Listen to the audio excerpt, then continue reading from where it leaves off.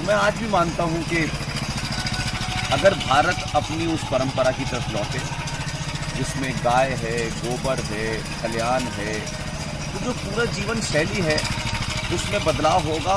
लेकिन I am so happy to visiting this place and I am really happy to meet you. I saw your school, the kids.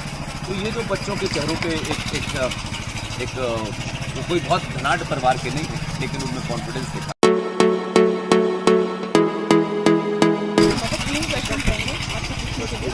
हमारा पहला question रहेगा, आप क्या संदेश देना चाहेंगे गौशाला को और किसानों को कि वो गौ पालन को आगे बढ़ाएं? भारतीय परंपरा में गाय का महत्व सिर्फ एक दूध देने तक सीमित नहीं है। और अगर हम सनातन परंपरा को देखें तो जिसे आज हम दहेज कहते हैं, करोड़ों रुपया दिया जाता है, उस ज़माने हर बेटी को विदा करते वक्त गाय दी जाती है, क्योंकि गाय जीवन में सिर्फ दूध नहीं देती, तमाम वो चीज़ें देती है जो किसी एक परिवार को ज़रूरत होती है। उसके बहुत सारे मल्टी डायमेंशंस हैं। तो यानी गाय का अगर उसका देहांत भी हो जाए तब भी उसके शरीर से कई सारी चीज़ें ऐसी हैं जो हमें मिलती हैं। और देखिए, हमारे यहाँ जब ब्रिटिशर्स आए तो उन्होंने जिस तरीके से नील की खेती की और पूरे देश के अंदर आज जो हम ग्रस्त हैं यूरिया से या केमिकल से, ये अंग्रेज़ों की देन थी।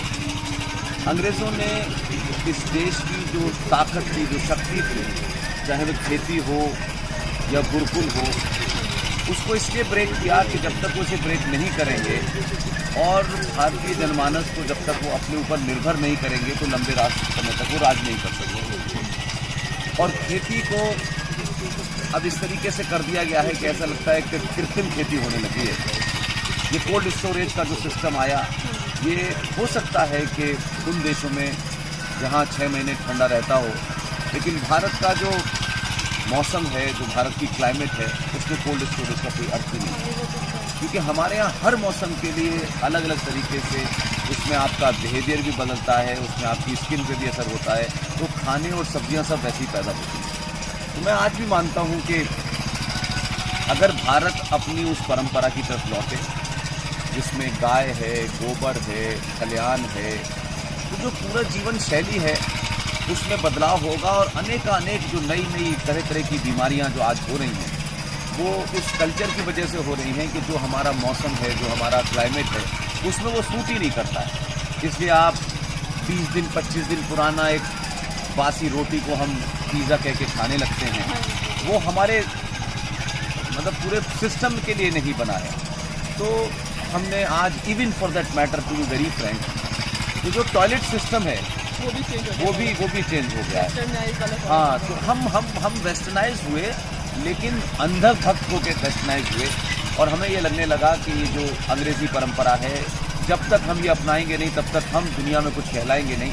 लेकिन मुझे खुशी है कि आप जैसे पढ़े लिखे लोग, जहाँ आपके पास बहुत ऑप्शन था, पैसा था, रुपया था, आप भी बहुत बड़े बड़े स्कूल खोल सकते थे और आप भी आज इस आधुनिकता में खरबपति अरबपति हो सकते थे।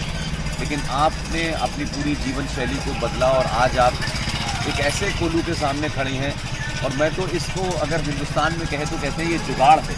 हाँ जी, वो हमें गायों के लिए जितना जो हम मदद, लेकिन ये बड़ा खूबसूरत लगा कि आपने इस मोटरसाइकिल का इस्तेमाल किया है और इसमें आदमी को रिप्लेस कर दिया है। हाँ जी, गायों के प्रति हमें वो क्वालिटी नहीं करनी थी, इसलिए वही मैंने कहा ना कि देखिए, ये जो सेंसिटिविटी है, क्योंकि आपने दुनिया का पूरा चक्कर लगा दिया। अब आपको ये मन में नहीं है कि कहते हैं कि वो जो आधुनिक दुनिया है, जब तक हम उसको आप पूरा चक्कर लगा के वापस आए हैं, तो अब आप इसको कन्विक्शन के साथ कर रहे हैं।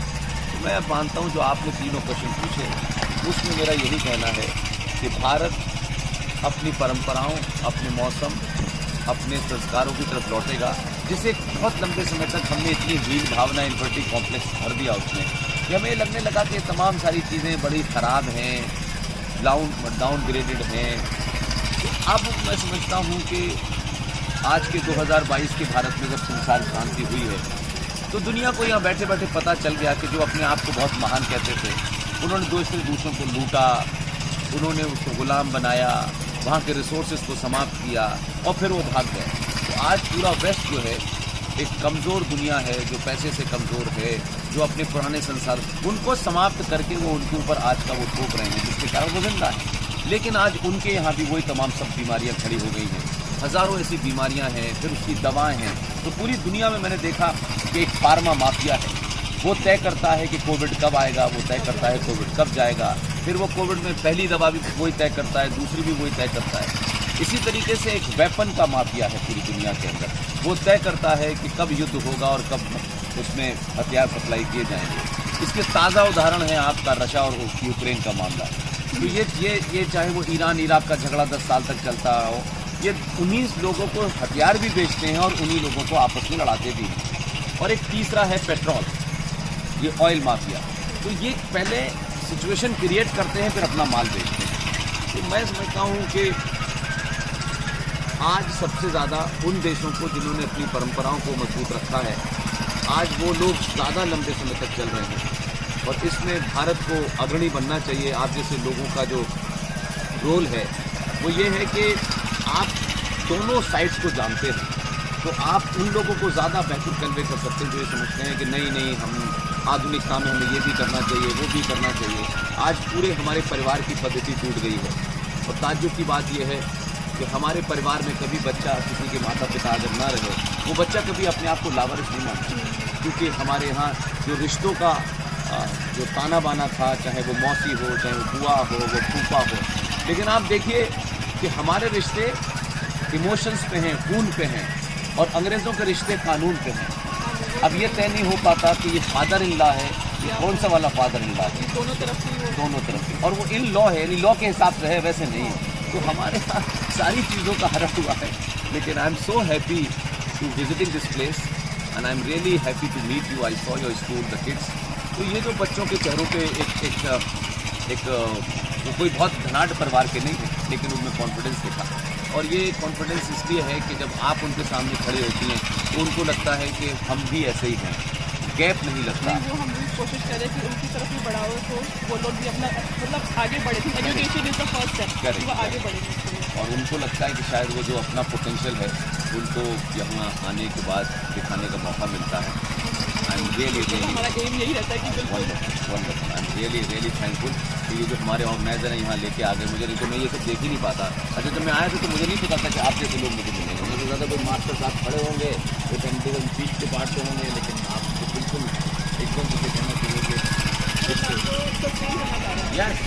हालांकि एवरीडे रहता है, हम खाते देने से नहीं, आप मुझे लगता है कि लोगों को यहाँ आके देखना चाहिए कि आपने उन्हीं तरीक़ों को किस तरीके से आधुनिक किया है।